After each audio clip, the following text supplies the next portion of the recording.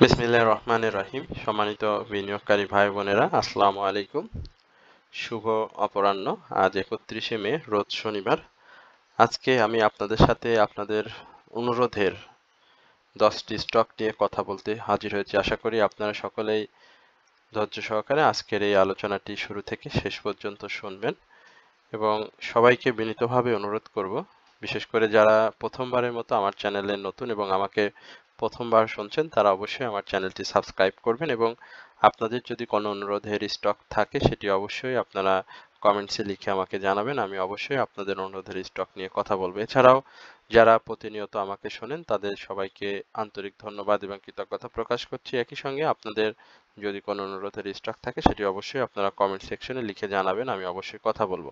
এছাড়াও আমার WhatsApp member যারা রয়েছেন তারা হোয়াটসঅ্যাপে আমাকে গ্রুপে আপনারা যে স্টকগুলো সাজেস্ট করেছেন আলোচনা করার জন্য, আপনাদের অনুরোধেরও বেশ কিছু স্টক আজকের আলোচনায় থাকবে।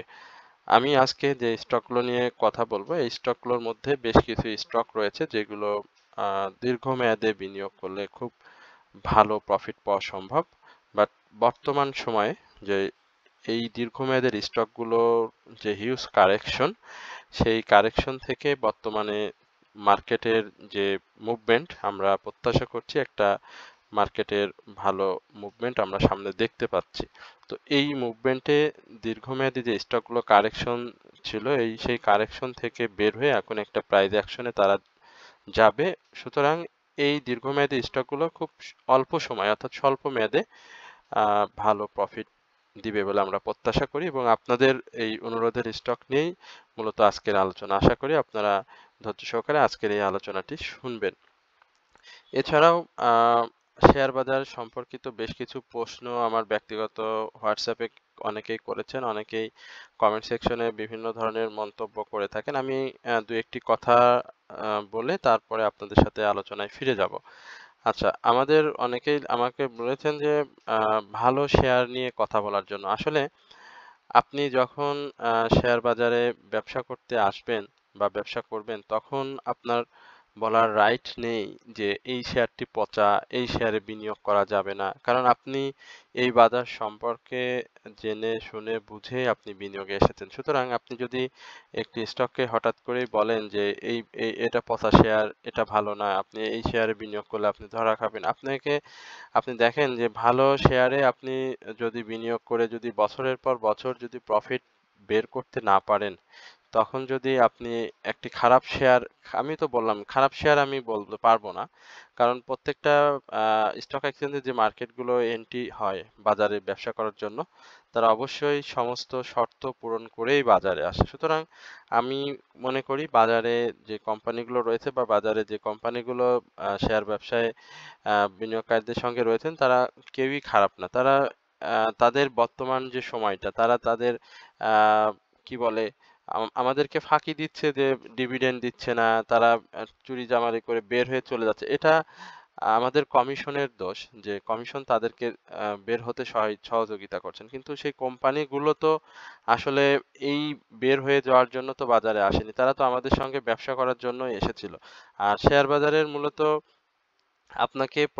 আপনি প্রফিট করবেন কিভাবে? প্রফিটটা হবে মূলত আপনি আরেকজনের পকেট কেটে তারপরে আপনি মানে প্রফিট করতে পারবেন। শেয়ার বাজার এমন একটা জায়গা যে আপনি উম আ একজনের পকেট যদি কাটতে পারেন তাহলে আপনি প্রফিট করতে পারেন। আদারওয়াইজ আপনি কখনোই আ শেয়ার বাজার থেকে লাভ করতে পারবেন না।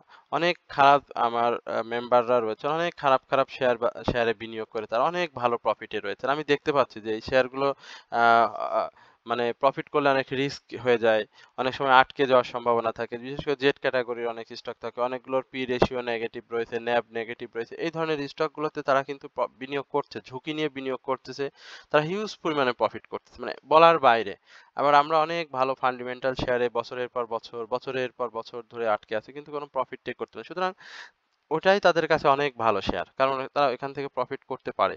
আমরা প্রফিট করতে পারি না কারণ আমরা রিস্ক নিতে পারি না। শেয়ার বাজার জায়গাটাই হচ্ছে রিস্কের জায়গা। সুতরাং যে যেরকম রিস্ক নিবে সে সেরকম আ আ লাভ করতে পারবে বা তার পোর্টফোলিওটা সেরকম হবে। সুতরাং আমি আপনাকে বলতে পারব না যে ভাই এই শেয়ার আপনি কিনেন না বা এই শেয়ার আপনি কেনেন। আমি শুধু এতটুকু বলতে পারি শেয়ারগুলোর বর্তমান অবস্থা, ভবিষ্যতে কি ধরনের পারফর্ম করতে পারে, মার্কেট পরিস্থিতি ভালো হলে। সুতরাং আপনারা যদি আমাকে বলেন যে ভাই ভালো শেয়ার নিয়ে কথা বলেন বা ভালো শেয়ার নিয়ে করেন না, এটা আমার রাইট নাই। আপনারা আমাকে যেটা নিয়ে বলবেন আমি সেটা নিয়েই কথা বলবো। এবং আমি তো আপনাকে বলিনি যে ভাই আপনি ওই শেয়ারগুলো নিয়ে আপনি বাই করে ফেলেন। এগুলোর অবস্থান বলতে পারি। আপনি আ যদি বিনিয়োগ করেছেন বা আপনি বাজারে এসেছেন, আপনি তো সবকিছুই জেনে শুনে বুঝেই এসেছেন। সুতরাং আমাকে তো সচেতন করার মতো তেমন কিছুই নেই। আমি জাস্ট শুধু নিউজগুলো আপনাদেরকে শেয়ার করতে পারি বা এইটা এই ধরনের অবস্থায় যেতে পারে। এই বিষয়গুলোই আপনাদের আমি বলতে পারি।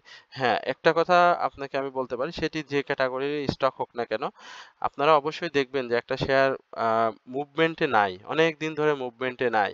আপনি সেই শেয়ারটিতে বিনিয়োগ করে বসে আছেন।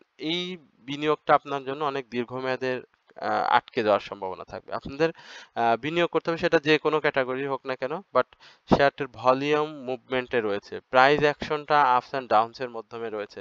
মার্কেট খারাপ ভালো যে অবস্থাতেই থাকুক না কেন, তারা আপ ট্রেন্ড এ যাওয়ার জন্য চেষ্টা করছে। এই ধরনের স্টকগুলো আপনি বিনিয়োগ করতে পারেন। এই বিনিয়োগ করলে আপনারা অবশ্যই এই স্টকগুলো থেকে প্রফিটটা সহজে বের করতে পারবেন। যাই হোক, এরপরে আমি আপনাদের আলোচনায় চলে যাচ্ছি।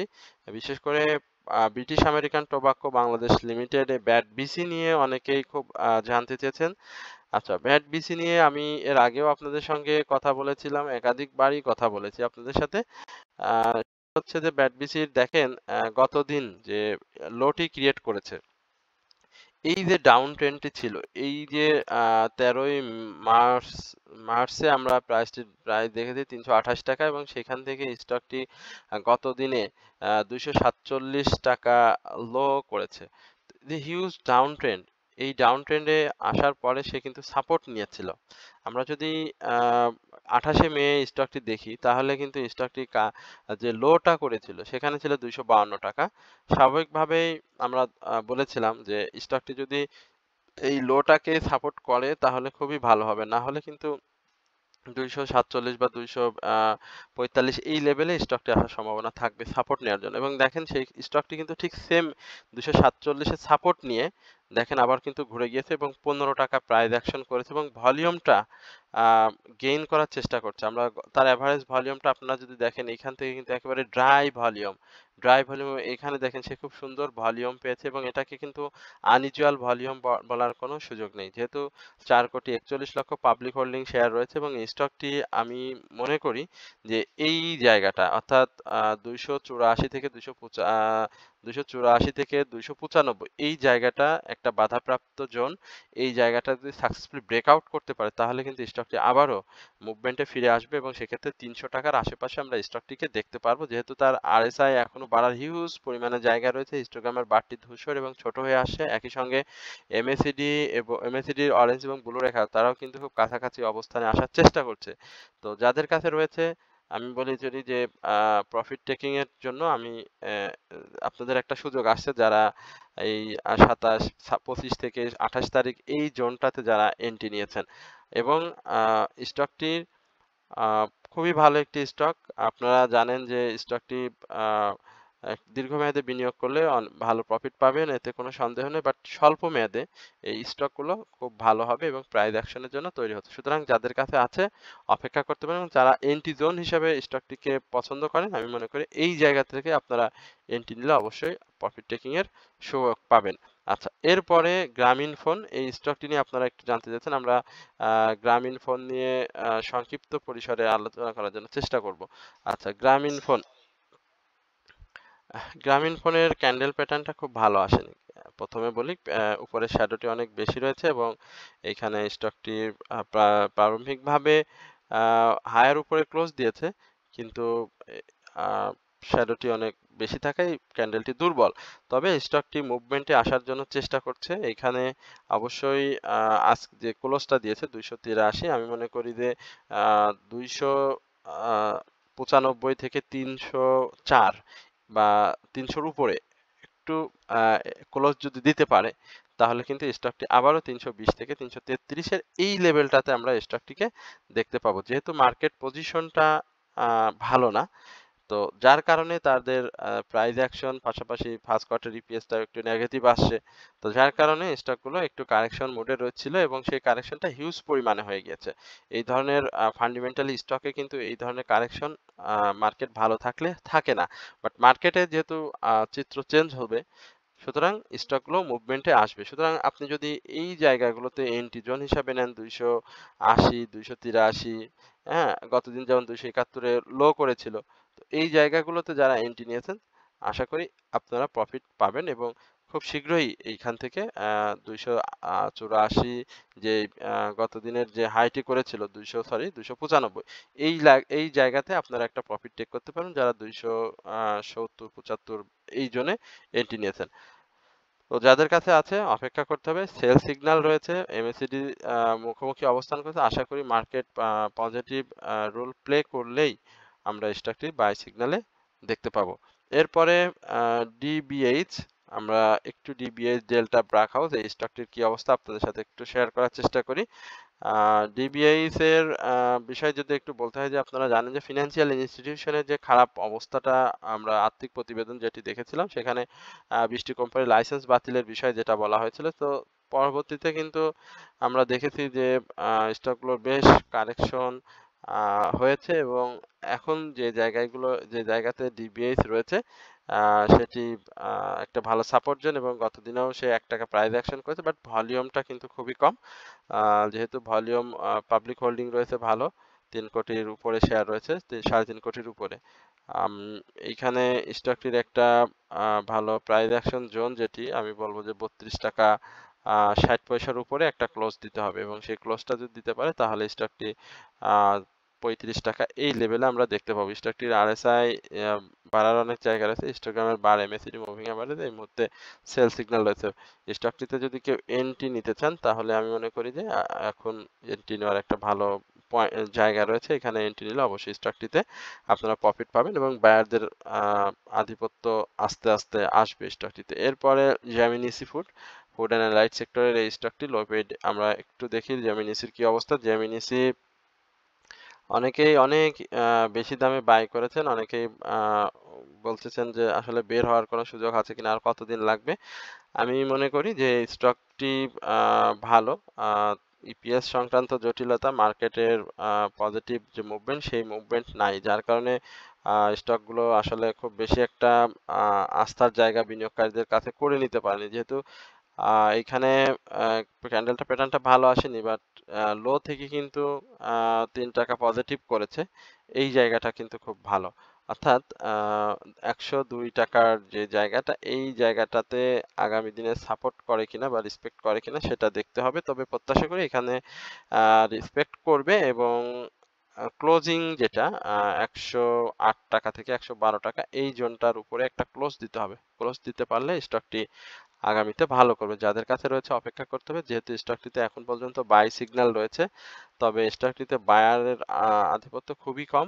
আ এই বায়ার আসতে হবে এবং এখানে বাই সেলের যে ঘটনাটি বাজারে ঘটে সেটি অধিক হারে হলে টার্নওভার বৃদ্ধি পেলে আমরা লো পেইড স্টকের এই জেমিনি ফুডটাকেও প্রাইস অ্যাকশনে দেখব। তো যাদের কাছে রয়েছে অপেক্ষার এই মুহূর্তে বিকল্প নেই। মার্কেট পজিটিভ হলে জেমিনি ফুড এখান থেকে অনেক বেশি ভালো করার পসিবিলিটি রয়েছে।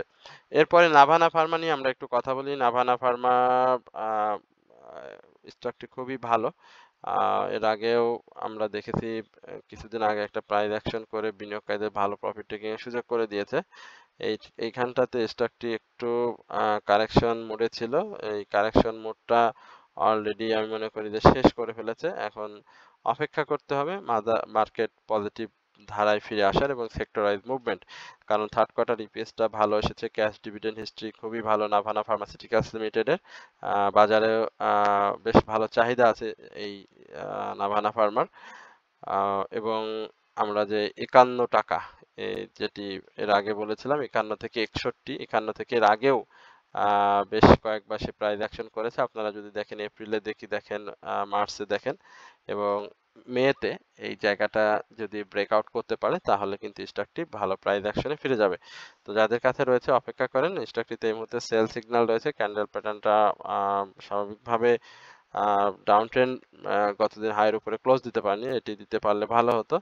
তো আমরা এই স্টকটি 51 টাকার উপরে একটা ক্লোজ প্রত্যাশা করি এবং সেটি দিতে পারলে অবশ্যই স্টকটি 55 থেকে 56 এই জায়গাতে একটা প্রফিট টেকিং জোন হবে এবং সেটাকে সাকসেসফুল ব্রেকআউট করলে 61 টাকা অর্থাৎ 59 থেকে 61 এই জায়গায় আমরা নাভানা ফার্মাকে পেয়ে যাব। এরপরে মনসপুল মনসপুল নিয়ে জানতে চাচ্ছেন, আমরা একটু মনসপুলের কি অবস্থা। মনসপুল 535 টাকা ছিল মনসপুল এক সময়। আমি মনসপুলে আমার বিনিয়োগ ছিল 245 টাকায়, পরে সেল দিয়েছিলাম মনে হয় 375 টাকায়, তারপরে আর মনসপুলে নাই। সেই মনসপুল এখন 76 টাকা 90 পয়সা ক্লোজিং। থার্ড কোয়ার্টার ইপিএস ভালো এসেছে, পি রেশিও সবকিছুই পজিটিভ মুভমেন্টে রয়েছে। এখানে বেশ বড় একটা ডাউন ট্রেন্ড করেছে। এই ডাউন ট্রেন্ডটাই মূলত তার আপ ট্রেন্ডে যাওয়ার জন্য কাজে লাগবে। 83 টাকার উপরে একটা ক্লোজ দিতে হবে। 83-84-তে সাকসেসফুলি ক্লোজ দিতে পারলে স্টকটি মুভমেন্টে ফিরে আসবে। লো পেইড মুভমেন্ট আমরা এই মুহূর্তে পাইনি। আর স্টকটি যথেষ্ট সম্ভাবনাময়, যাদের কাছে রয়েছে অপেক্ষা করতে হবে। হিস্টোগ্রামের বারে সেল সিগন্যাল রয়েছে। এমএসিডিতে অরেঞ্জ এবং ব্লু রেখা মুখোমুখি অবস্থান করছে। বায়ারদের আধিপত্য আসলে আমরা স্টকটিকে ভালো অবস্থানে পেয়ে যাব।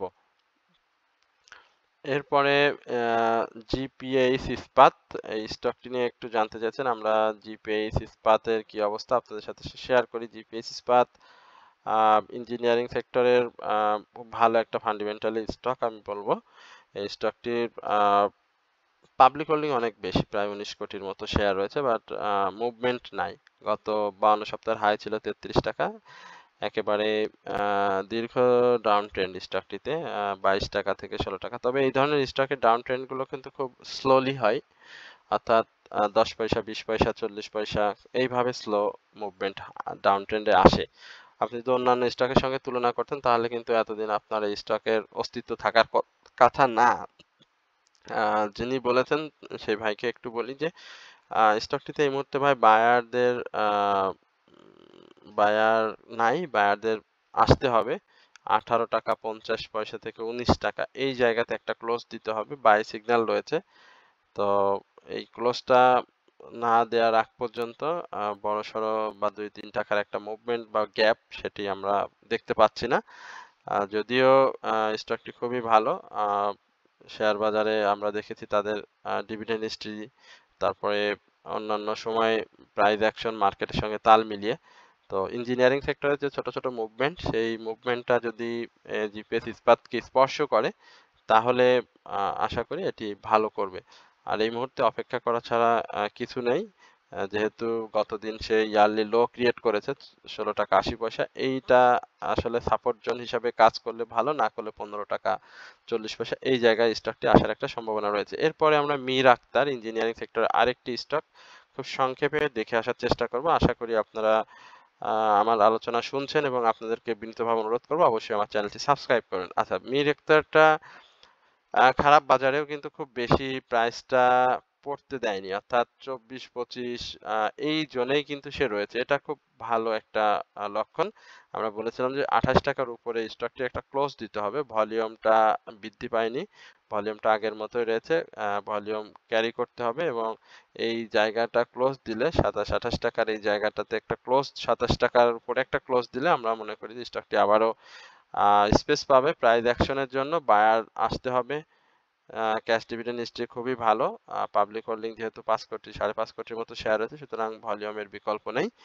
আর সাপোর্ট জোন যেটি 24 টাকা 40 পয়সা থেকে 24 টাকা 80 পয়সা থেকে 24 টাকা 30-40 এই পয়সা, এই জায়গাটায় স্টকটি মূলত একটা ভালো সাপোর্ট। এই সেখান থেকে স্টকটি আবারও ঘুরে যাবে যদি ডাউন ট্রেন্ডে আসে। তো এই হচ্ছে মূলত মীর আক্তার নিয়ে। এরপরে উত্তরা ব্যাংক, উত্তরা ব্যাংক নিয়ে একটু জানতে চাচ্ছেন। আমরা ব্যাংকিং সেক্টরের উত্তরা ব্যাংকের কি অবস্থা, সম্ভবত উত্তরা ব্যাংক নিয়ে আমি কথা বলেছিলাম। খুব সুন্দরভাবে প্যাটার্ন করে এই যে ডাউন ট্রেন্ডটা করেছে, up trend down trend up trend, আবারও গত দিনের প্রাইস অ্যাকশন হয়েছে 20 টাকা 30 পয়সা স্টকটি ক্লোজ করেছে। বা এইখানে আমার কাছে মনে হচ্ছে স্টকটি 20 টাকা 80 পয়সার উপরে একটা ক্লোজ দিতে হবে এবং সেই ক্লোজটা আসলে কিন্তু স্টকটির আরএসআইটাও কিন্তু রিস্কি জোনে চলে যাবে। তো যাদের বাই রয়েছে কমে, যারা অল্প টাকায় বাই করেছেন তাদের প্রফিট টেকিং এর তো সুযোগ থাকবে। আমি মনে করি যে উত্তরা ব্যাংক এই মুভমেন্টটা অব্যাহত রাখবে, যেহেতু কারেকশন করেছিল এবং সেই কারেকশনের পরে একটা আপ ট্রেন্ডের এখন পর্যন্ত আছে। এই জায়গাতে স্টকটি একটা প্রফিট টেকিং জোন তৈরি হয়েছে। ভলিউমটা কম, বাট হিস্টোগ্রামের বার এমএসিডি-তে কিন্তু এখন পর্যন্ত বাই সিগন্যাল রয়েছে। তো যাদের কাছে আছে অবশ্যই প্রফিটটা বুক করবেন। আর এন্ট্রি জোন আমি বলি যে কারেকশনে আসলে তারপরে।